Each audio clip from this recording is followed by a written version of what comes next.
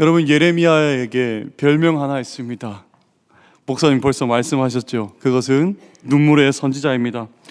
아마 평생 눈물을 많이 흘려서 붙여진 별명인 것 같습니다.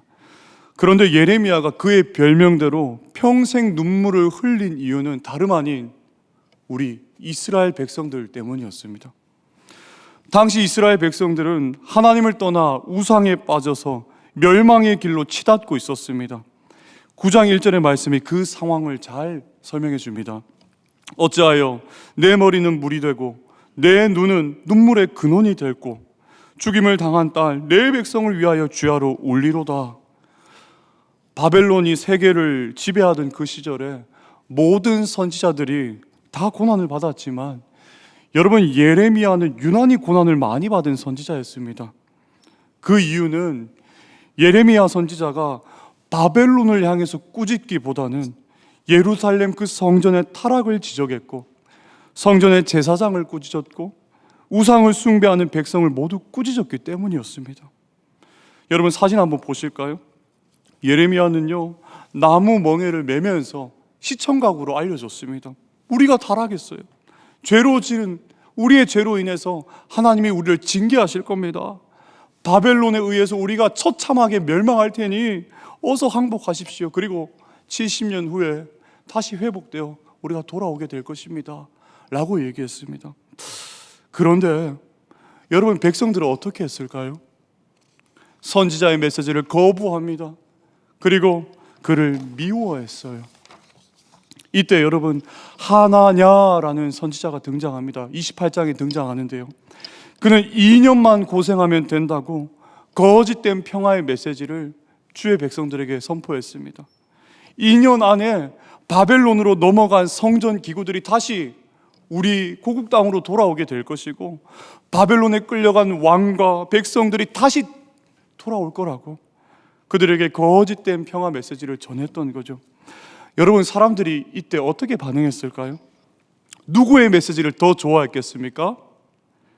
바로 하나냐입니다. 백성들은 하나냐를 더 좋아했고 그 말씀을 더 신뢰하고 따랐습니다. 왜 그렇습니까? 그들에게 듣기 좋은 말이기 때문입니다. 여러분, 한번 생각해 보십시오. 70년을 고생할 것인가 2년을 고생할 것인가, 그들이 들어보고 자기에게 더 좋고 맛있는 메시지를 골라서 선택한 것입니다. 사랑하는 여러분, 우리도 마찬가지입니다. 우리도 듣기 좋은 말만 듣고 싶어하는 그 습성이 있습니다. 그래서 이긴다, 괜찮다, 잘된다 라는 말만 듣고 싶어하고 진다, 끌려간다, 정복당한다 라고 말하면 화가 나서 가두어 버립니다. 복음을 가둡니다. 예수 그리스도를 가둡니다. 예레미야가 그렇게 감옥에 갇히게 되었습니다. 여러분, 왜 가둡니까? 복음을 본능적으로 거부하기 때문입니다. 복음은요, 나의 민낯을 고발합니다. 그래서 통회하도록, 그래서 회개하도록, 그래서 주님 앞에서 내가 아무것도 할 수 없는 죄인이라는 사실을 깨닫고 은혜를 갈망하도록 만드는 능력과 생명의 기쁜 소식입니다. 그런데 세상 사람들이 복음을 거부하는 이유는 내 민낯을 보기가 싫은 것이고 그 복음 속에서 내가 통회하기 싫은 것이고 회개하기 싫고 내 인생의 주인 자리를 주님께 내어놓기 싫기에 사람들은 가둡니다. 복음을 가둡니다. 예수 그리스도를 가둡니다. 네, 결국 복음의 참된 가치를 깨닫지 못하기 때문에 가두는 것입니다. 사랑하는 여러분, 우리가 하나님 말씀의 존귀함을 깨닫지 못한다면 그 말씀 자체를 우리는 나의 기분에 따라서 이랬다 저랬다 평가하게 됩니다. 그런데 그 가치를 정말로 깨닫는 사람은 그 놀라운 가치를 누리기 위해서 나를 만들어 갑니다. 연약한 나를 그 말씀에 맞춰 가는 것이죠. 여러분, 우리가 좋은 명품 옷을 하나 받았다고 생각해 보십시오. 그런데 제가 살이 쪄서 안 맞습니다. 그때 어떻게 합니까? 살을 빼서라도 입으려고 애쓰는 우리입니다. 그런데 우리는 명품보다 더 값지고 놀라운 생명의 복음을 위해서 나를 맞춰 나가고 있는지 곰곰이 우리는 묵상해 보아야 합니다. 사랑하는 여러분, 듣기 좋은 말을 선택하는 삶이 아니라 우리 인생의 진짜 지혜자 되시는 하나님의 뜻만이 우리 공동체에 선포되기를 그리고 분별해서 그 뜻을 받들며 순종하는 그렇게 살아가시는 우리 성동의 공동체 되시기를 주님의 이름으로 축복합니다. 네, 여러분, 예레미야는 인기가 없는 선지자였습니다. 그는 다수를 향해서 징계의 메시지를 전했습니다. 그래서 그는 다른 선지자들로부터 미움을 한 몸에 받았고 백성들로부터 혐오의 대상이 되었습니다. 여러분, 이스라엘 그 공동체 안에서 이 선지자를 지켜주는 사람은 아무도 없었습니다. 세상으로부터 외면받아서 외톨이가 되었습니다. 그런데 반면에 정직하지 못한 사람들은 자기들끼리 한편이 되는데 대부분이 다 급해 들기 때문에 하나님 나라의 백성은 언제나 외톨이였던 것입니다. 그런데 여러분, 예레미야는 그런 상황 속에서도요, 왕 앞에서도 기죽지 않고 하나님의 말씀을 담대하게 선언했습니다. 시드기야 왕 앞에서 왕은 포로로 끌려가게 될 것입니다 라고 말씀을 전했습니다. 여러분, 이 예언을 듣고 왕이 가만둘 리가 없습니다. 결국엔 시위대 뜰에 그가 갇히게 되었습니다. 아무런 소망이 없어 보입니다. 절망밖에 없어 보입니다. 그러나 그 어둠 속에서도 비집고 피어나는 꽃을 한번 보십시오. 1절입니다. 유다의 시드기야 왕 10째 해 곧 느부갓네살 18째 해에 여호와의 말씀이 예레미야에게 임하니라 라고 말씀합니다.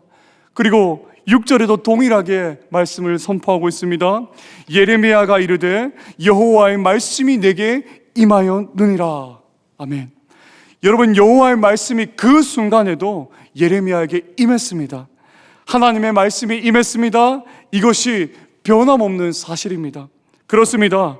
여러분, 우리의 삶에 아무리 인생의 위기가 찾아와도, 아무리 인생의 어려움이 찾아와도 변함이 없는 것은 하나님의 말씀은 살아있고 임한다는 사실입니다. 아무리 힘들어도, 아무리 우리 인생에 괴로워도 우리에게 임하신 그 하나님의 말씀과 관심은 꺼지지 않는다는 사실을 여러분 꼭 기억하시기 바랍니다.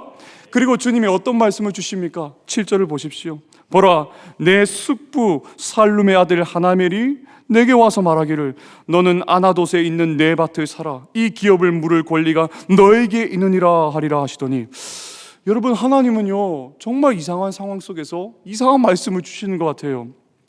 지금 예레미야는 감옥에 갇혀 있습니다. 그리고 이 나라가 멸망되기 직전입니다. 그런데 예레미야에게 뭐라고 말씀하셨냐면, 숙부, 작은아버지 삼촌을 얘기하죠. 삼촌의 아들 하나멜, 그 사촌이 찾아오면 아나돗에 있는 밭을 사라고 주님이 말씀하시는 겁니다. 여러분, 아나돗은 예레미야의 고향입니다. 그런데 고향에 있는 사촌이 왔을 때, 그가 물었을 때 땅을 사라는 거예요. 여러분, 당시에는 고엘 제도가 있었습니다. 이게 뭐냐면 형편이 힘든 친족을 회복시키고 돕기 위해 살리는 은혜의 제도 있죠. 그런데 여러분, 지금 예레미야가 그렇게 도울 수 있는 형편입니까? 아닙니다. 예레미야 자신은 감옥에 있고 또 나라도 곧 망할 텐데 땅을 사는 게 무슨 의미가 있을까요? 이익이 있어야 땅을 사는 게 정말 지혜롭고 당연한 것이 아닙니까? 지금 적들은 코앞에 있습니다. 모든 것을 파괴하고 포로로 끌려갈 것이 당연합니다. 여러분, 지금은요 이미 1, 2차 침략을 받고 많은 것을 헐게 되었고요, 지금은 3차 침략을 받기 직전입니다. 3차 침략 때 모든 여러분 유다 백성들이 다 멸망하게 되는 거예요. 여러분, 먼 미래가 아니라 지금 당장의 일입니다. 지금은 먹을 것을 사놓는 게 사실 가장 중요하고 지혜로운 일이지요. 그런데 왜 하나님은 땅을 사라고 말씀하십니까? 여러분, 우리는 여기에서 하나님이 이렇게 우리에게 하신 말씀을 깊이 이해하고 발견해야 됩니다. 14절에서 15절을 한번 보십시오. 만군의 여호와 이스라엘의 하나님께서 이와 같이 말씀하시기를 너는 이 증서 곧 봉인하고 봉인하지 않은 매매 증서를 가지고 토기에 담아 오랫동안 보존하게 하라. 만군의 여호와 이스라엘의 하나님께서 이와 같이 말씀하시니라. 사람이 이 땅에서 집과 밭과 포도원을 다시 사게 되리라 하셨다니라. 여러분, 놀라운 말씀입니다. 한번 들어보십시오. 예레미야, 들어봐. 다들 땅을 팔고 떠나지만 찾아 들어봐. 너는 이 땅을 사서 그 증서를 잘 보관해둬. 봉인된 것과 봉인되지 않은 문서를 항아리에 잘 놓고 오랫동안 보관하고 있어. 여러분, 당시 토지 매매는요, 증인들이 필요했어요. 지금 예레미야가 감옥에 갇혀 있었지만 백성들이 보는 앞에서 지금 죽어가는 땅, 아니 죽은 땅을 지금 계약하고 있는 것입니다. 사람들이 보고 있는 그 앞에서. 그런데 사람들이 뭐라고 생각했을까요? 너 미쳤구나. 지금 전쟁 중인데 땅을 사다니. 바벨론이 다 뺏어 살 텐데 소망 없는 땅을 왜 삽니까? 죽은 땅을 왜 삽니까? 하며 얘기하지 않았을까요? 그런데 여러분, 하나님이 이렇게 말씀하십니다. 지금은 힘든 시기지만 나중에는 다시 이 땅에서 돌아와 사람들이 집을 짓고 밭을 사고 포도원을 가꾸게 될 거야. 일상의 회복을 이야기해 주시는 거예요. 여러분, 하나님은 유다 백성이 70년 후에 다시 돌아와 다시 살 수 있도록 도와주신다는 겁니다. 이 땅을 사는 것은 하나님의 백성을 회복하고 고국으로 돌아오게 하실 것이라는 약속을 상징하는 것입니다. 자, 여러분 한번 생각해 보세요. 은혜의 말씀이죠. 정말 귀한 회복의 말씀이잖아요. 그런데 소망의 말씀인데도 예레미야는 그 메시지를 들었을 때 흔들렸다는 거예요. 아무리 철옹성 같은 단단한 믿음을 그가 지녔음에도 여러분, 예레미야는 40년 동안 하나님 말씀 전했어요. 40년 동안 가족들과, 그들의 가족이 제사장들이었는데요, 가족들과 마을 사람들에게 그렇게 말씀을 전했는데 아무도 여러분 그 말씀에 귀 기울이지 않았어요. 그는 배척을 당했습니다. 고독했습니다. 그 고독을 견뎌내야 했습니다. 매를 맞았고 성전 감옥에 갇히기도 했고 비난과 음해를 당하는 일은 일수였습니다. 그래서 예레미야는 하나님의 말씀을 전하는 일을 사실 여러 번 포기하고 싶었을 거예요. 40년 동안 여러분 사실 허공에 외치는 것과 같은 그런 사역의 삶을 살았던 거예요. 그래서 여러분, 예레미야가 어떻게 하느냐? 호소했어요. 슬프도소이다 주 여호와여. 그렇게 기도를 시작했어요. 그 고난 속에서. 사랑하는 여러분, 우리 모두가 그런 예레미야 아닙니까? 우리도 때로는요, 하나님 말씀이 도무지 이해가 되지 않을 때가 있습니다. 하나님, 정말 이 길로 가는 거 맞습니까? 머무는 거 맞습니까? 정말 이렇게 순종해야 합니까? 이렇게까지 섬기며 포기하며 희생하며 나아가는 게 맞습니까? 도무지 여러분, 우리의 이성과 상식으로는 이해가 되지 않을 때가 많습니다. 네, 우리 모두가 연약하기 때문에 그렇죠. 그런데 여러분, 우리가 그렇게 한창 기도하면서도 어떻게 됩니까? 도무지 이해가 되지 않고 이러면 안 될 것 같다라는 생각이 들 때도, 그럼에도 이렇게 고백하죠. 하나님, 그렇습니다. 제가 그 일을 한번 해보겠습니다. 하나님 뜻이 정말 이 길이라면 제가 순종해 보겠습니다 하며 여러분, 우리의 입술에 그런 기도문으로 바뀌지 않습니까? 네, 그렇습니다. 예레미야, 그는 포기할 수 없었어요. 그는 하나님을 신뢰했기 때문입니다. 신실하신 하나님, 능력의 주님을 믿었기 때문입니다. 사랑하는 여러분, 약속대로 선포하신 그 말씀을 끝까지 이루시는 그 주님만을 신뢰하시는 우리 모든 성도님들 되시기를 주님의 이름으로 축복합니다.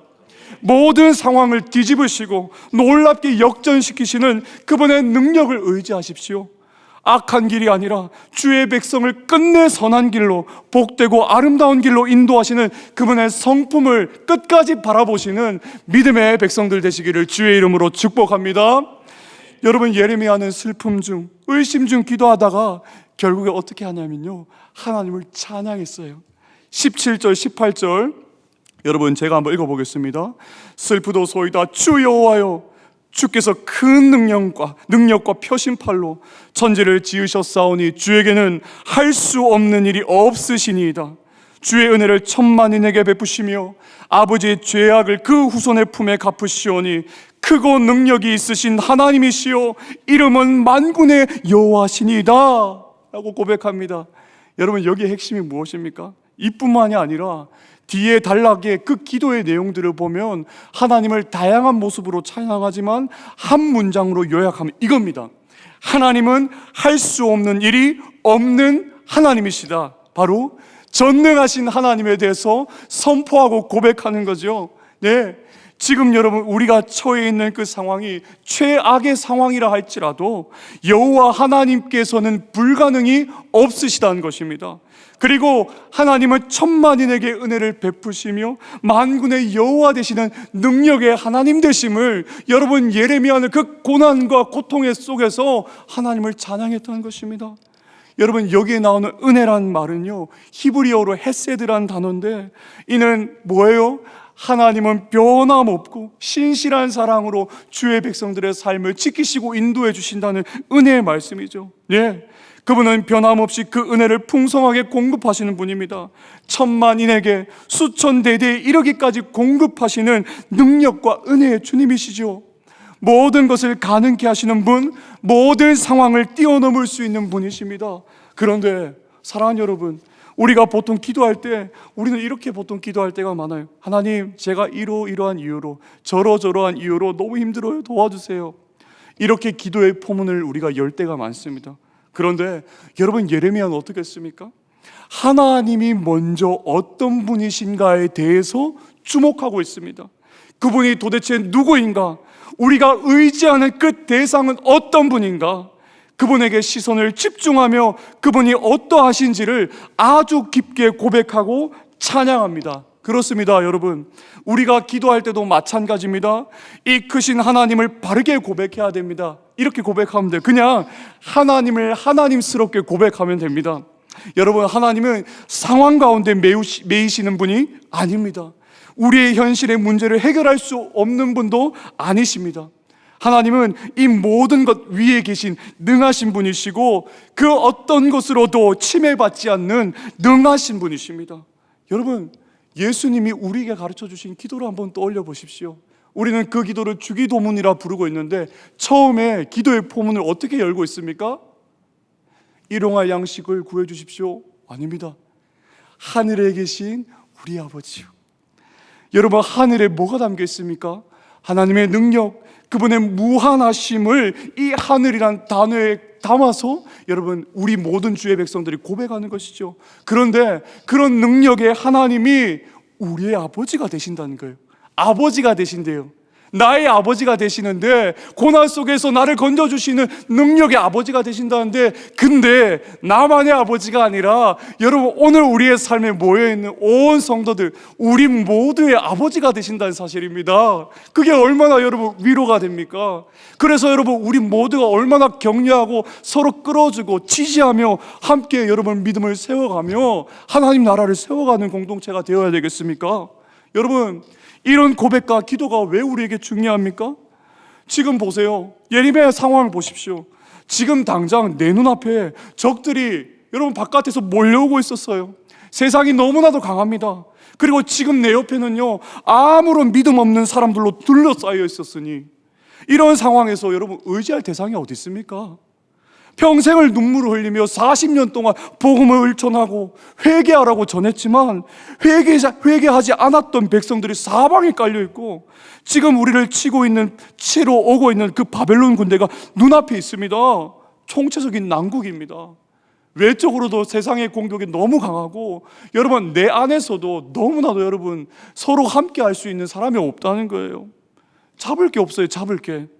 현실이 너무나도 어렵기 때문에 예레미야는 현실에 잠깐 눈을 들어서 하나님을 바라보면서 그래 맞아, 하나님이 어떤 분이신지 그가 기도하면서 묵상하면서 찬양하며 고백했던 것입니다.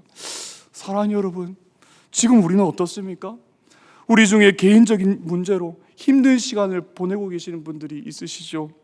또한 가정의 문제가 될 수가 있고 이 사회 안에서 지금 우리가 경험하고 보고 있는 여러 가지 현실 앞에서 우리는 답답하고 막막해할 수 있어요. 교회 안에서의 문제가 될 수도 있고요. 그때 우리는 질문을 던집니다. 두려움과 슬픔 속에서 도대체 이게 언제 끝이 날까 하는 생각이 들기도 합니다. 그러면서 이 질문이 계속 늘어가다 보니까 점점 지쳐갑니다. 도대체 답이 어디에 있는가? 해결이 되고 있는 건가? 이 문제가 해결되고 상황이 바뀌어도 또다시 또 다른 문제가 내 삶에 터지진 않을까? 과연 우리가 제대로 된 삶을 진짜로 하나님답게 살 수 있을까? 정말 하나님 백성답게 우리가 선교적인 공동체로 개혁하며 우리가 다시 한번 주님 앞에 서면서 우리가 정말 그렇게 살아갈 수 있을까? 여러분, 우린 여러 가지 고민이 많고 근심이 많습니다. 여러분, 이 이야기를 제가 생각하면서 갑자기 떠올랐던 노래가 있어요. 혹시 G.O.D의 길이라는 노래 아십니까? 그 가사를 보면 이렇습니다. 내가 가는 이 길이 어디로 가는지, 어디로 날 데려가는지, 그곳은 어딘지 알 수 없지만 오늘도 난 걸어간다. 나는 왜 이 길에 서 있나? 이게 정말 나의 길이 맞는가? 이 길의 끝에서 내 꿈은 이루어질까? 예. 그런데도 여러분, 이 고백하는 작사가와 여러분 가수들은 길을 모르는데 그냥 걸어 나갔다는 거예요. 답을 내리지 못하고 그저 이 길로 가겠다고 고백하는 것으로 끝을 맺었습니다. 그러나 여러분, 우리의 삶은 그렇지 않습니다. 기도하는 사람이, 하나님의 백성들이 기도할 때 믿어야 될 것이 무엇입니까? 하나님은 이 문제들보다 크시다. 하나님은 이 모든 것 위에 계시는 분이시다 라는 고백입니다. 모든 상황이 아무리 어렵다 할지라도 그 상황 위에서 우리 가운데 역사할 수 있는 하나님을 날마다 우리가 바라보는 거죠. 결국에 하나님은 70년의 바벨론 포로 이후에 어떻게 하셨습니까? 주의 백성을 다시 건지셨으며 다시 약속대로 그들을 고국 땅으로 돌아와서 살아가도록 축복하셨다는 것입니다. 이때 이스라엘 백성들에게 뛰어난 거 하나 있었습니까? 하나님이 그들의 뭔가를 보고 그들을 구출해 주셨습니까? 회복시켜 주셨습니까? 그저 그들은요, 아나돗의 망한 땅과 같은 사람들이었어요. 이들에게 투자할 이유가 전혀 없습니다. 이들을 사랑할 만한 이유, 가치가 있다라고 말할 이유가 전혀 없습니다. 누구든지 이 백성에게 미련을 갖는 것은 미련한 짓입니다. 그런데 하나님은 그 미련한 짓을 스스로 선택하셨습니다. 쓸모 없어진 땅을 값을 주고 사셨던 것처럼 하나님은 계속해서 자신을 거역하고 배반하고 돌아서 버린 그들을 끝까지 사랑하셨습니다. 그리고 약속대로 다윗에게 한 공의로운 가지를 세우셔서 그를 통해서 그들의 삶을 구원해 주셨다는 사실을 여러분 꼭 기억하시길 바랍니다. 예레미야 33장입니다. 그날 그때에 내가 다윗에게 한 공의로운 가지가 나게 하리니 그가 이 땅에 정의와 공의를 실행할 것이라. 그날에 유다가 구원을 받겠고 예루살렘이 안전히 살 것이며 이 성은 여호와는 우리의 의라는 이름을 얻으리라. 아멘. 그렇습니다. 우리도 이 공의로운 가지를 통해서 구원을 누렸습니다. 약속대로 우리의 유일한 구원자 되시는 예수 그리스도를 하나님께서 우리의 삶에 보내주셨고 그분의 십자가의 대속을 통해서 우리의 모든 죄값을 다 지불해 주셨죠. 그래서 우리가 죄와 사망이란 포로 생활 속에서 건짐을 받았습니다. 또한 여러분, 우리가 자유하게 된 것뿐만 아니라 하나님은 그 부활하신 그 능력을 주님의 백성들의 삶에 심어주셔서 우리가 영원한 언약 백성, 새 생명의 백성으로 살아갈 수 있도록 능력을 베푸셨다는 것 또한 여러분 꼭 기억하시길 바랍니다. 그런데 여러분, 우리가 이렇게 회복되기 위해서 정말 지금까지 이야기를 보면 정말 하나님의 그 신실함과 언약에 있어서 정말 복되시고 의로우시고 감사한 그런 이야기들을 배웠는데요. 그런데 우리가 그 은혜의 회복을 누리기 위해서 한 가지 중요한 기도가 있어요. 그 뒤에 단락을 보시면요, 어떤 기도냐면 회개의 기도예요. 여러분, 회개가 전제되지 않는다면 온전한 회복은 우리의 삶에 없습니다. 왜냐하면 하나님은 사랑의 하나님이신 동시에 공의의 하나님이시기 때문이에요. 여러분 한번 9절 보십시오. 19절입니다. 주는 책략에 크시며 하시는 일에 능하시며 인류의 모든 길을 주목하시며 그의 길과 그의 행위의 열매대로 보응하시나이다. 하나님의 행한 대로 보응하시는 분이십니다. 신실하십니다. 심은 대로 거두게 하시는 분입니다. 선한 것으로 심는 자에게는 선한 것으로 채우시며 악한 것으로 심는 자에게는 재앙과 심판과 멸망을 주시는 분이십니다. 그런 의미에서 하나님은 신실하십니다. 21절과 22절을 보십시오. 하나님은 표적과 기사와 함께 강한 손과 펴신 팔로 이스라엘 백성들을 애굽의 땅에서 그 노예의 삶에서 건져주셨습니다. 그리고 조상들에게 맹세하신 젖과 꿀이 흐르는 땅, 가나안 땅을 그들의 삶에 주셔서 축복해 주셨습니다.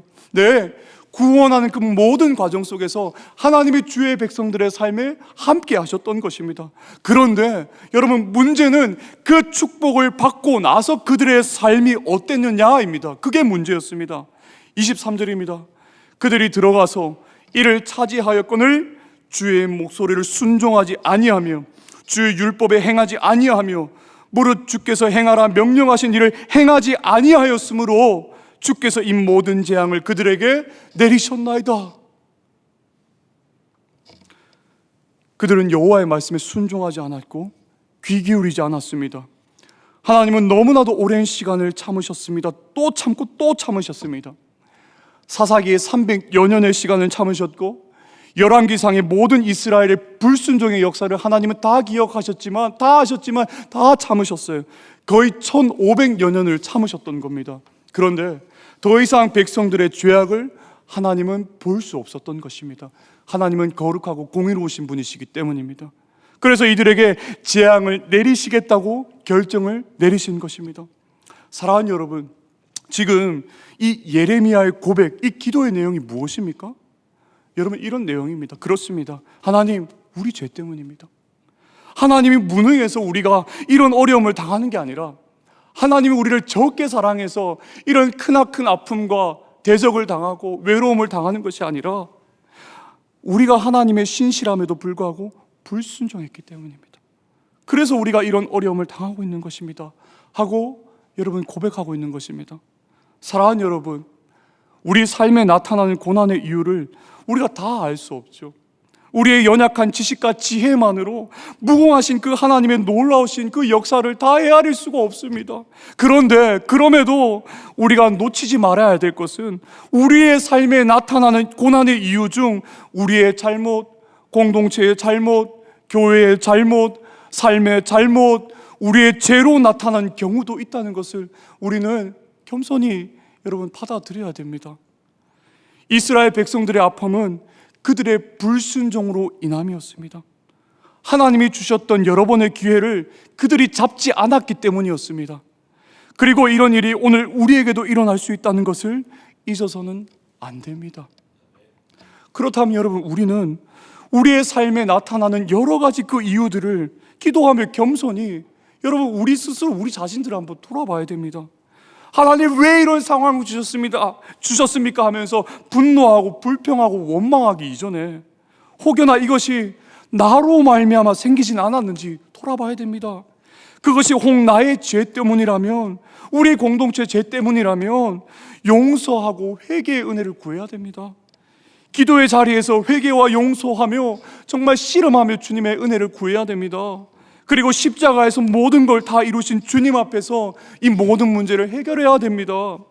오늘날 우리가 이 시대에 겪고 있는 여러 가지 어려움이 혹여나 우리가 이제까지 하나님에 대한 바른 길로, 마땅한 길로, 선한 길로 가지 않았기 때문은 아닌지 우리는 물어보아야 합니다.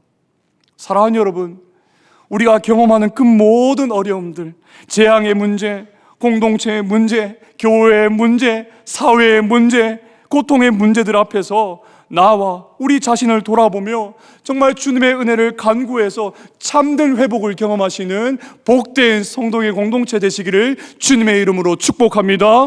여러분, 마지막입니다.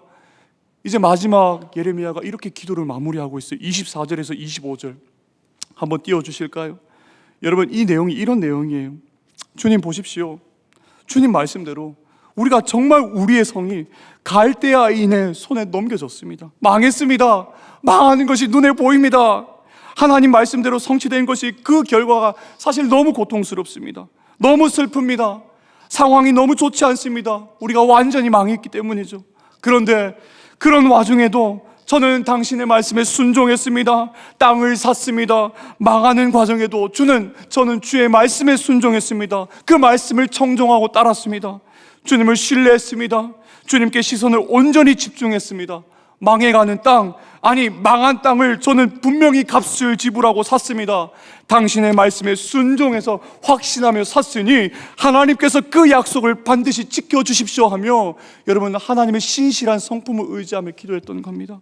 울면서도 신실하신 하나님을 부여잡고 담대하게 예레미야가 기도하고 있습니다. 마치 이런 기도죠. 이런 느낌이죠. 하나님께 나아가서 하나님과 선지자가 씨름하는 것처럼 야곱이 약복강 나루에서 천사와 씨름하며 하나님 이렇게 가시면 안 됩니다 라고 은혜를 그렇게 간청하며 나아갔던 것처럼 여러분, 예레미야가 하나님의 성품을 의지하며 그렇게 간절히 간구하고 있다는 것입니다. 그렇게 기도하고 있던 것입니다. 하나님의 말씀대로 우리는 다 망했지만 말씀대로 우리는 다시 반드시 회복될 것을 저는 믿습니다.